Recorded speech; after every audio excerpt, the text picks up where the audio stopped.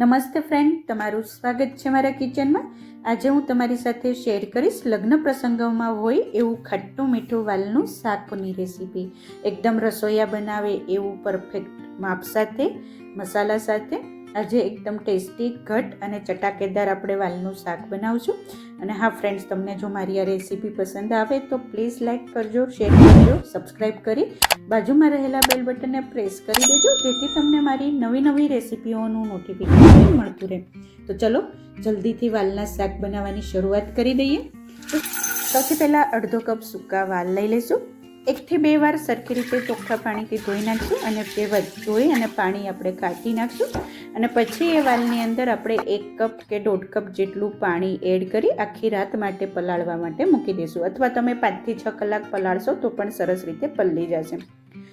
આખી રાત પલાળ્યા પછી સરસ રીતે વાલ છે ડબલ થઈ ગયા છે, પલળી ગયા છે। હવે એક કુકરની અંદર બધા વાલને એડ કરી દઈશું અને 1 કપ આપણે ગરમ પાણી એડ કરી સ્વાદ પ્રમાણે મીઠું એડ કરી દઈશું। કુકરનું ઢાંકણ બંધ કરી 2 થી 3 સીટી વાગે ત્યાં સુધી વાલને આપણે બાફી લીધું।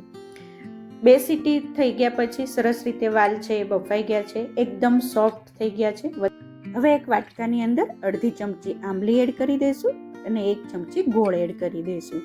2 ચમચી જેટલું પાણી એડ કરી સરખી રીતે મિક્સ કરી દઈશું અને 5 મિનિટ પલાળવા માટે સાઈડમાં મૂકી દઈશું। બીજા વાટકાની અંદર 1 ચમચી લાલ મરચું પાવડર, 1 ચમચી ધાણા જીરું પાવડર, અડધી ચમચી હળદર પાવડર અને અડધી ચમચી ગરમ મસાલો એડ કરી 2 ચમચી જેટલું પાણી એડ કરી દઈશું। સરખી રીતે મિક્સ કરી એકદમ સરસ એવી આપણે મસાલાવાળી પેસ્ટ બનાવશું। આ રીતે મસાલા આપણે શાકની અંદર નાખશું તો મસાલા છે એ બળશે નહીં।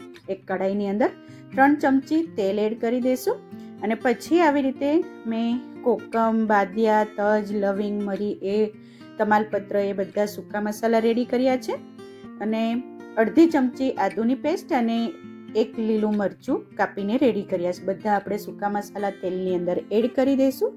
અડધી ચમચી આદુની પેસ્ટ અને 1 લીલું મરચું એડ કરી બધા મસાલાને 30 થી 40 સેકન્ડ સતળાવા દઈશું। હવે 1 ચમચી આપણે ચણાનો લોટ એડ કરી દઈશું। 1 મિનિટ સુધી ધીમા ગેસે આપણે આ લોટને તેલમાં શેકાવા દઈશું અને પછી જે આપણે મસાલાવાળી પેસ્ટ બનાવી હતી એને એડ કરી દઈશું। સરખી રીતે મિક્સ કરી દઈશું। જ્યાં સુધી તેલ છૂટું ના પડે ત્યાં સુધી આપણે આ મસાલાવાળી પેસ્ટને સતળાવા દઈશું। સરસ રીતે હવે મસાલા છે એ શેકાઈ ગયા છે, તેલ હવે ઉપર આવી ગયું છે। હવે આપણે 1 ટમેટાની પ્યુરી બનાવી લીધી છે એ એડ કરી દઈશું। ટમેટાની પેસ્ટ બનાવી એડ કરી સરખી રીતે મિક્સ કરી દઈશું અને ફરીથી તેલ છૂટું ના પડે ત્યાં સુધી આપણે ટમેટાને ચડવા દઈશું। સરસ રીતે મસાલા અને ટમેટા છે ચડી ગયા છે, તેલ ઉપર આવી ગયું છે। હવે આપણે બાફેલા વાલ છે એને પાણી સાથે જ કઢાઈની અંદર એડ કરી દઈશું। સરખી રીતે મિક્સ કરી દઈશું અને 5 મિનિટ માટે આપણે હવે આ વાલના શાકને કૂક થવા દઈશું। ગેસની ફ્લેમ છે મીડિયમ ટુ હાઈ રાખશું। 5 મિનિટ પછી સરસ રીતે શાક હવે રેડી થઈ ગયું છે અને જે આપણે આંબલી ગોળનું પાણી પલાળીને રાખ્યું હતું એ એડ કરી દઈશું। આનાથી સરસ ખાટું મીઠું શાક બનશે, એકદમ લગ્ન પ્રસંગમાં હોય એવું બનશે। જરૂર પડે તો 1/4 કપ જેટલું પાણી એડ કરશું, કેમ કે આપણે ગ્રેવીવાળું શાક બનાવીએ છીએ। સરસ રીતે શાક છે ચડી ગયું છે, તેલ ઉપર આવી ગયું છે અને એકદમ ઘટ ગ્રેવીવાળું શાક થઈ ગયું છે।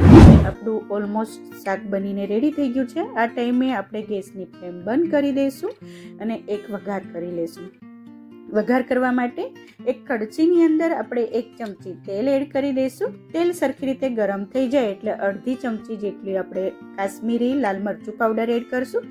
1 ચમચી જેટલું પાણી એડ કરશું એટલે મરચું છે એ બળે નહીં અને આ વઘારને આપણે શાકની ઉપર એડ કરી દઈશું। સરસ રીતે વઘાર છે શાક ઉપર સેટ થઈ ગયો છે। કોથમીરથી ગાર્નિશ કરી દઈશું અને ગરમ ગરમ વાલનું શાક સર્વ કરવા માટે રેડી છે।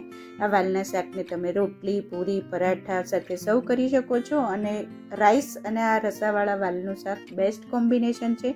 ચોક્કસથી એકવાર આ રેસીપી ટ્રાય કરજો, ખૂબ જ ટેસ્ટી એવું શાક બને છે અને મને જણાવજો કમેન્ટમાં કે તમને આ રેસીપી કેવી લાગી।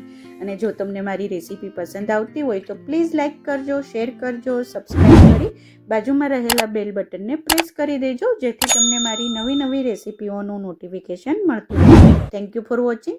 ફરીથી મળીએ એક નવી રેસીપી સાથે, ત્યાં સુધી બાય બાય।